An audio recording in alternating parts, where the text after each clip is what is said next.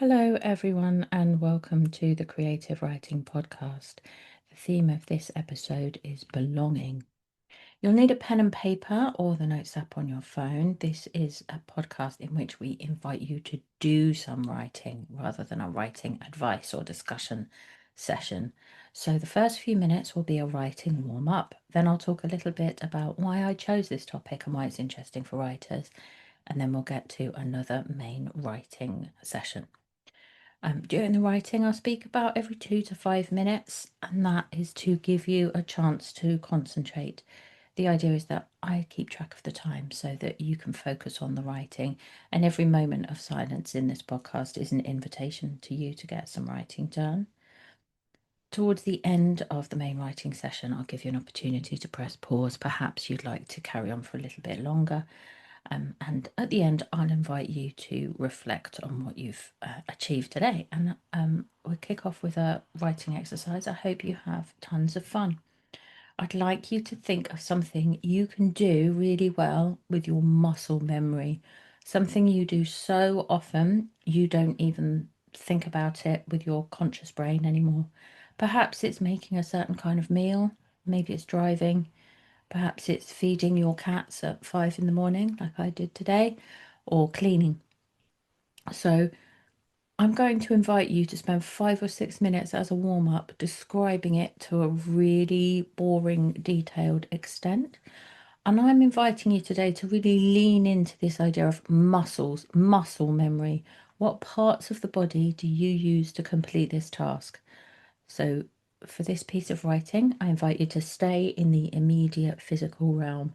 Of course, for some of the contrarians among you, that will immediately mean that you warm up today with something entirely intellectual based and all about thoughts. That's fine too. It's your writing, and we can do whatever we like. So, about 5 or 6 minutes, then, something you can do with muscle memory described in detail. Off we go.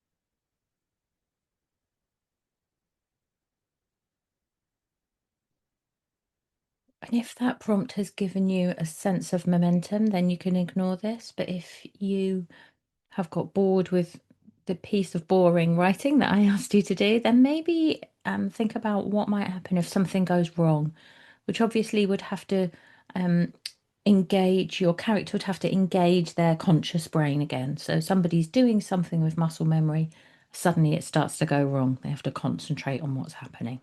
See if that makes this more exciting, a bit more propulsive for you.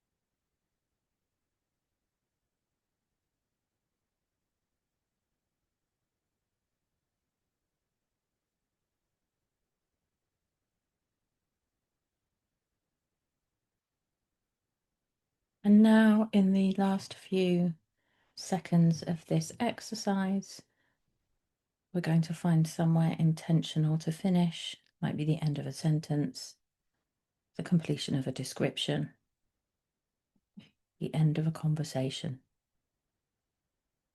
Maybe there are some ideas, even just in this tiny weeny 6-minute writing exercise, that you want to expand on, and you want to note those down so that you don't forget about them. And if you've fallen in love with what you're writing about, that happens sometimes, then congratulations, hit pause and come back to the rest of the session once you've spent some more minutes with this. But the rest of us will move on to have a think then about the notion of belonging. So, a lot of stories are actually about a quest to find a place where the main character belongs.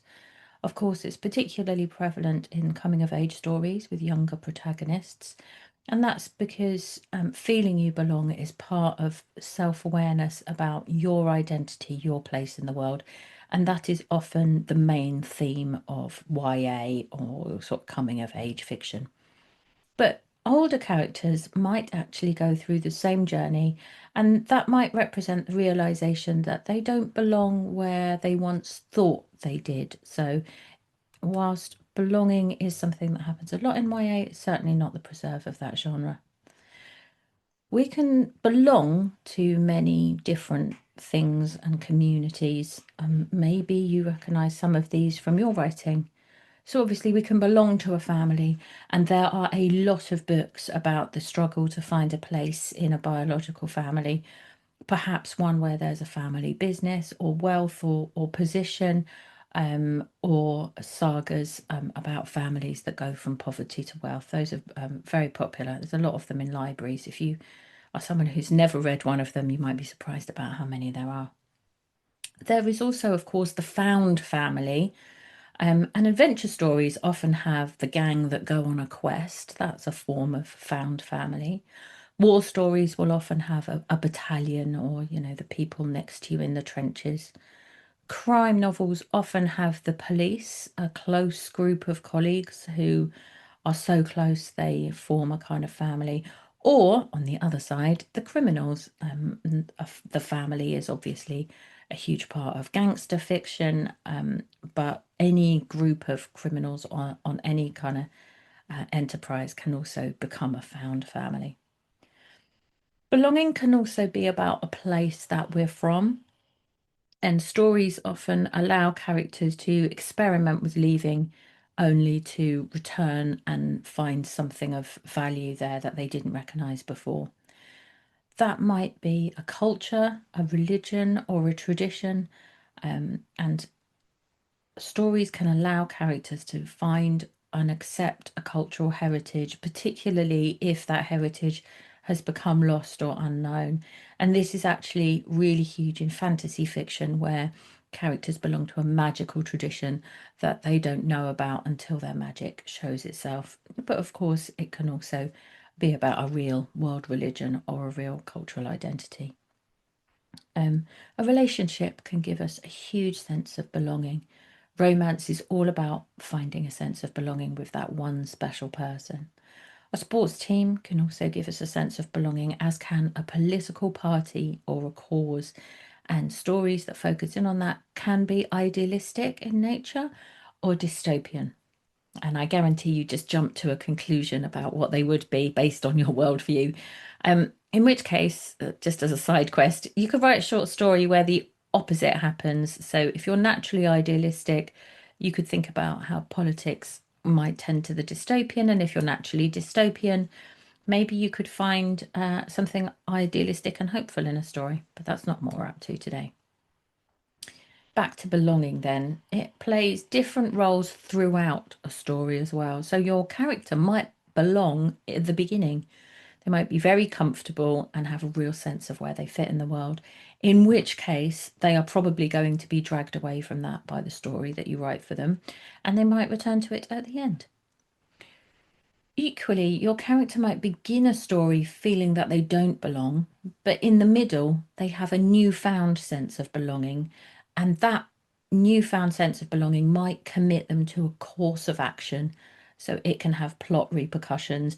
And this is particularly true for the type of story where a group go on a quest. In the middle of the story, we might find that that group have been through some conflict and some physical hardship together, and that has formed them into a unit with a real sense of belonging. And of course, your character can experience belonging at the end of your story. So it could be a return to a sense of belonging, or it could be a new sense of peace for a character who felt very lost at the beginning. And when you're experimenting with this theme or having a think about it, especially if you're someone who's done quite a bit of writing before, it might be interesting for you to also have a think about, where am I in my story, the beginning, the middle, or the end. So let's get down to some writing. This is the best bit, isn't it? After a long and annoying journey, your character is going to arrive at a place they belong. So we're going to think about belonging first from the perspective of a physical place. It could be a literal place like a classroom, a sports match where, this is the highlight of their week and they always get this extra sense of belonging when they walk through the doors. Maybe it's their work. Some of us hate work, but lots of people have a huge sense of belonging. Or maybe it's their home. You may also, if you write historical or fantasy fiction, you might be going with something like a pirate ship. And if you write science fiction, then, we might be on a moon base. That's all up to you. Have a think about whether or not it's the people that are there or the location itself that gives your character a real sense of belonging when they walk into this place.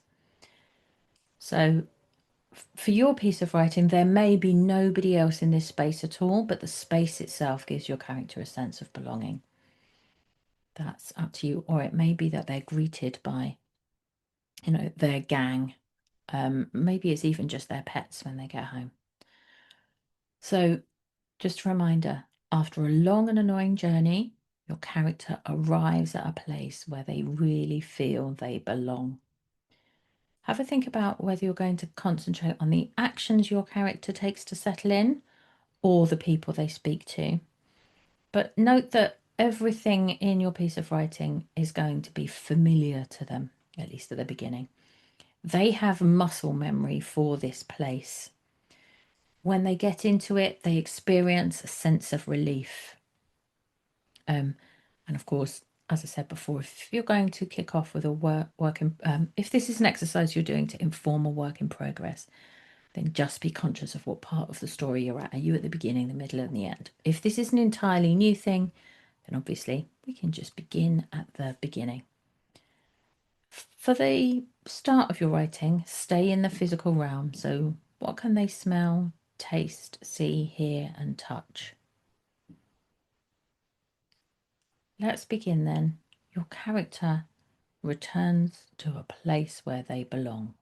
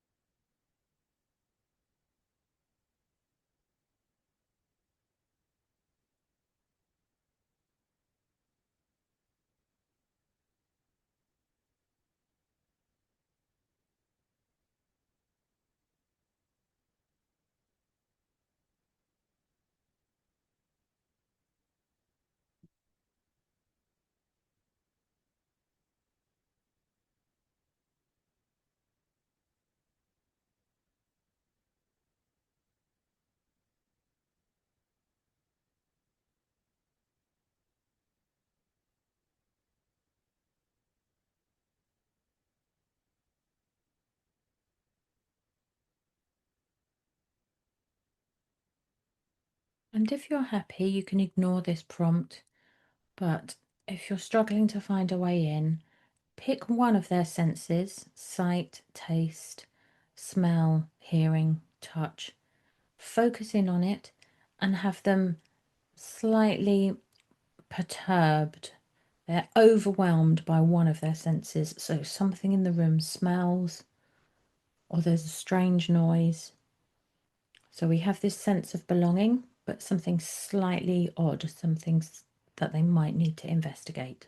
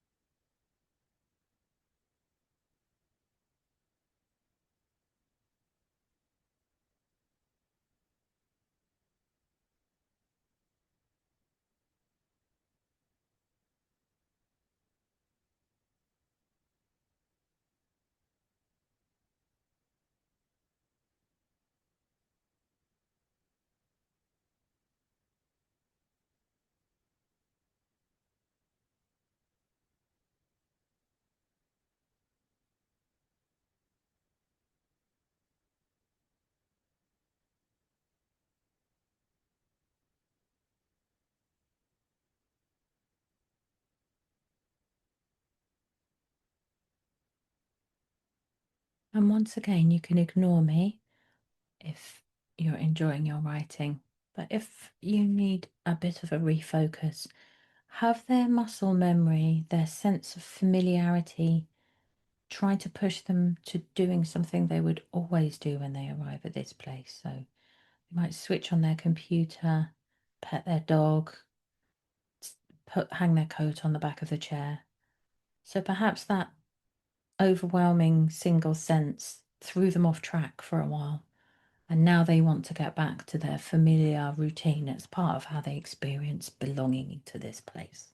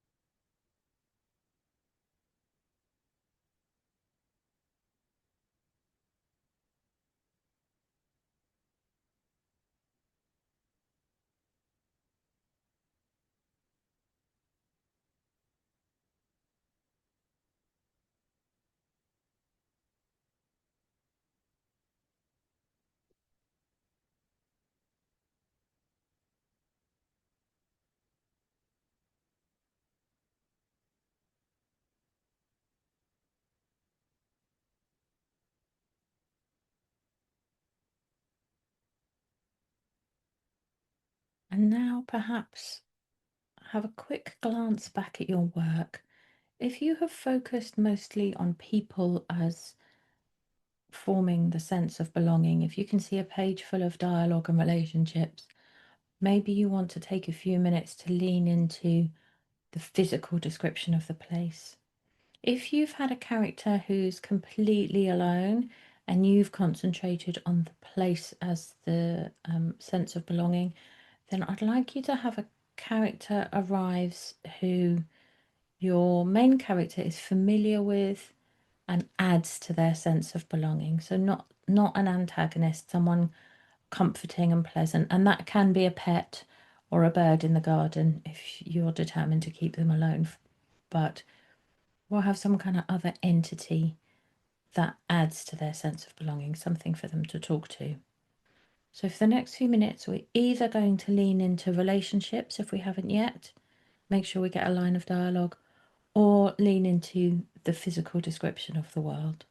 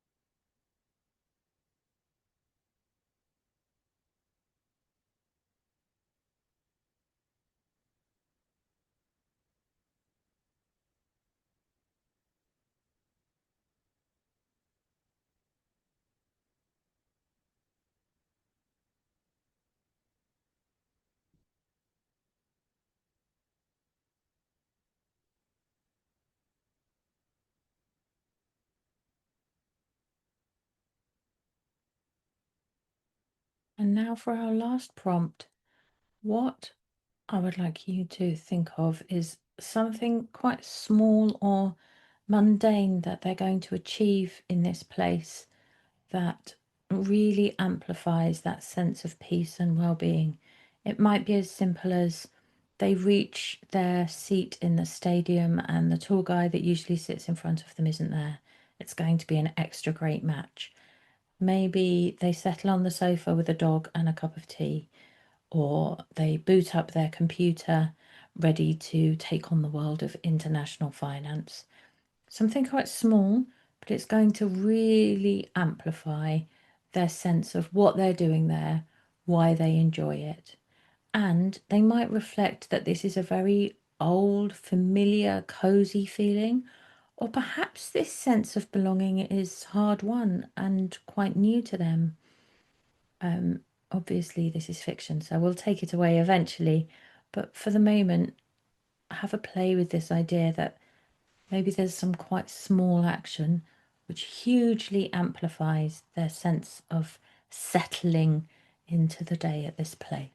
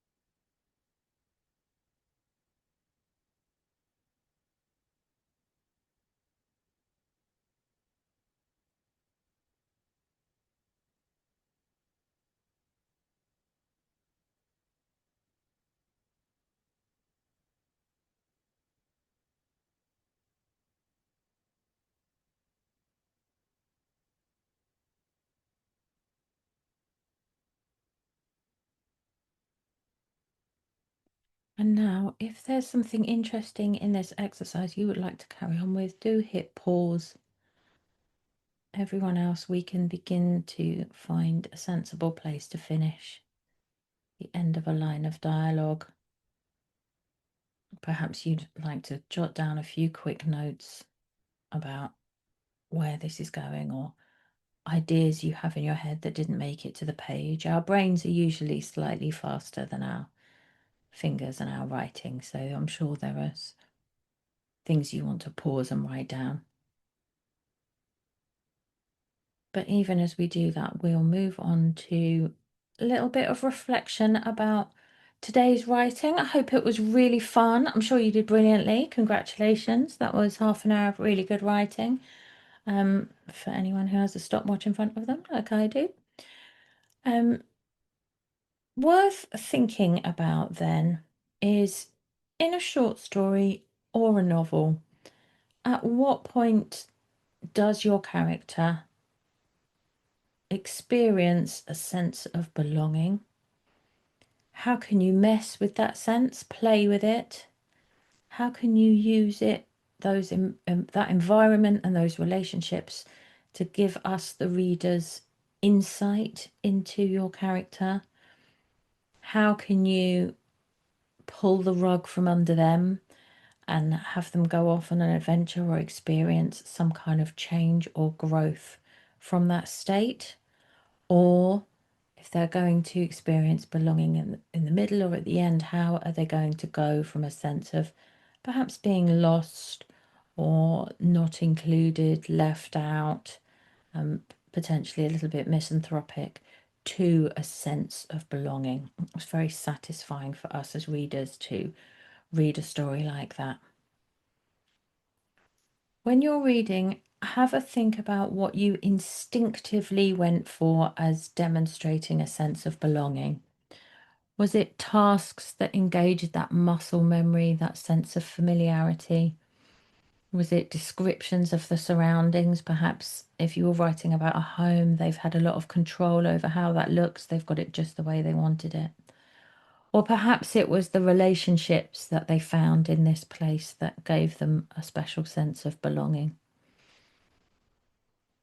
What we want to do as writers to grow and develop is have half an eye on what we find easy, what comes to us instinctively. We always want to be developing that. Our instincts are our voice, and they're often right. But we also want to acknowledge what we might tend to avoid or what feels harder for us, because we might need to include a scene like that in a longer story that we're writing. So if we know it's not playing to our strengths, we might save a special portion of time, a very clear day to tackle that scene, which would be very easy for someone else to write, potentially because they love relationships. It's harder for you to write because your tendency is towards action and description. We might also choose to complete writing that's completely pushes us outside our comfort zone, especially if you look back through a collection of short stories and they're all about individual characters who don't have relationships in those stories and exist kind of on their own. Then you might want to lean into writing a few about how people can create a sense of belonging and, of course, a sense of problems. It's also interesting to go back and consider, especially if you're someone who is writing a novel, at what stage do I want to really amplify the idea of comfort and safety and belonging, purely to act as a contrast for when everything goes wrong and the action is much more heightened and the journey is much more fierce and problematic. So these moments of real quiet, especially if you have any kind of romantic plot or subplot to your work, these are the ones where people can let their guard down. And so we as the readers can get to know much, much more about them as characters. And I think it's worth reading back over what you've produced today with an eye or an ear to all of those elements and see which of those elements are in there. And as always, I say this every time, if there's just some words on the page that you really like today, a great turn of phrase, a funny line of dialogue, an interesting idea that you want to explore further, then go around and draw around them in a different colour pencil, starve the margins. And the aim of that exercise is simply that if you have a notebook where you're developing your writing practice, when you flick through it, your eye will be drawn to things that make you proud and happy of the artistic endeavour in which you are engaged. And that helps you to feel positive and to keep going, because writing is something that we do on our own. And one of the ways we can get a sense of validation and feedback is to record on the page what we enjoy doing, what we're proud of. And I think that is going to bring us to the end of today's session. It was an interesting one for me because I suddenly realised that my own work in progress, which is set in people's houses, is probably the most domestically set work I've ever embarked on.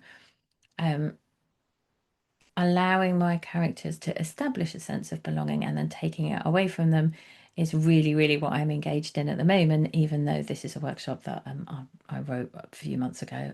So the two things collided quite nicely for me today. I hope that you enjoyed the session and that you got some fantastic words down on paper.